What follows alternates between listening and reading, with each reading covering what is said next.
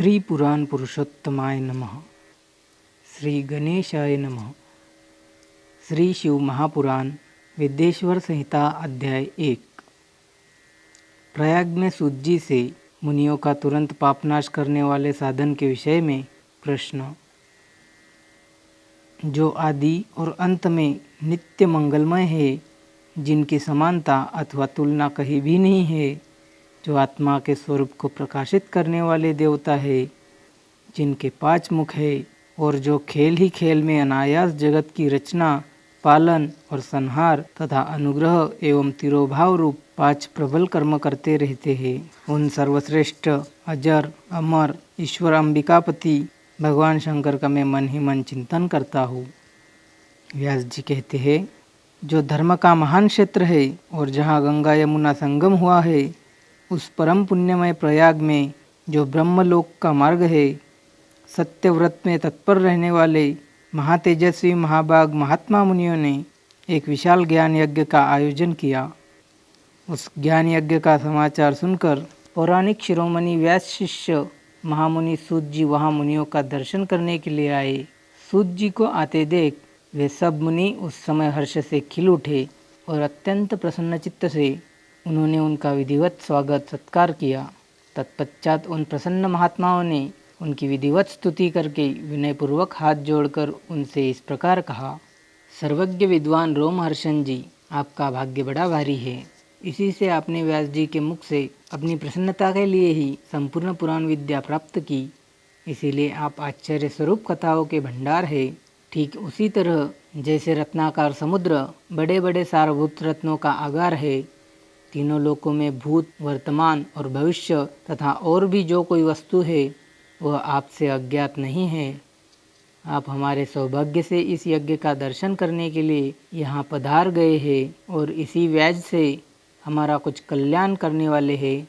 क्योंकि आपका आगमन निरर्थक नहीं हो सकता, हमने पहले भी आपसे शुभाशुभ तत्व का पूरा वर्णन सुना है, किंतु उससे तृप्ति नहीं होती। हमें उसे सुनने की बारंबार इच्छा होती है। तम बुद्धि वाले सूत जी, इस समय हमें एक ही बात सुननी है।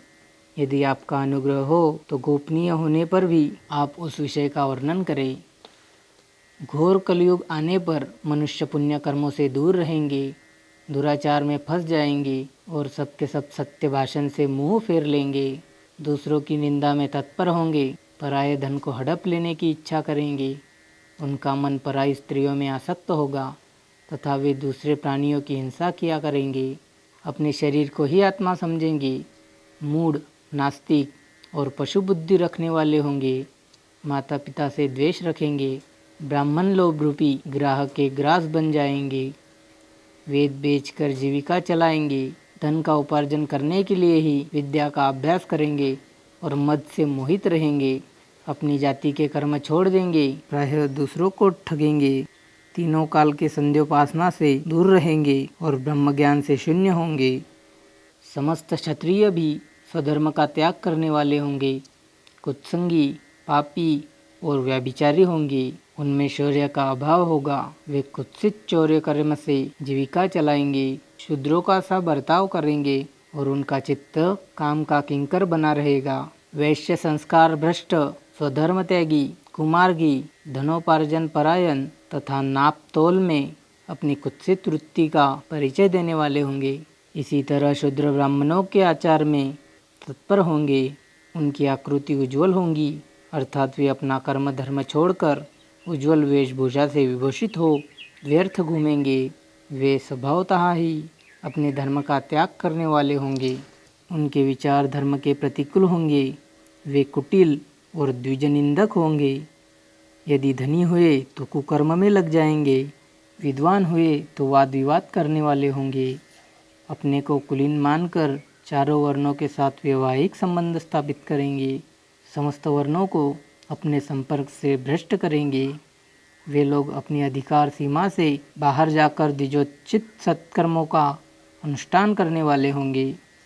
कलयुग की स्त्रियां प्रायः सदाचार से भ्रष्ट और पति का अपमान करने वाली होंगी, सास ससुर से द्रोह करेंगी, किसी से भय नहीं मानेंगी, मलिन भोजन करेंगी, कुत्सित हाव भाव में तत्पर होंगी, उनका क्षील स्वभाव बहुत बुरा होगा।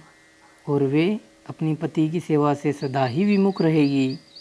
सूत जी, इस तरह जिनकी बुद्धि नष्ट हो गई है, जिन्होंने अपने धर्म का त्याग कर दिया है, ऐसे लोगों को इहलोक और परलोक में उत्तम गति कैसे प्राप्त होगी? इसी चिंता से हमारा मन सदा व्याकुल रहता है। परोपकार के समान दूसरा कोई धर्म नहीं है। अतः जिस छोटे से उपाय से इन सब पापों का तत्काल नाश हो जाए, उसे इस समय कृपापूर्वक बताइए, क्योंकि आप समस्त सिद्धांतों के ज्ञाता है। व्यास जी कहते हैं, उन भवितात्मा मुनियों की यह बात सुनकर सूत जी मन ही मन भगवान शंकर का स्मरण करके उनसे इस प्रकार बोले।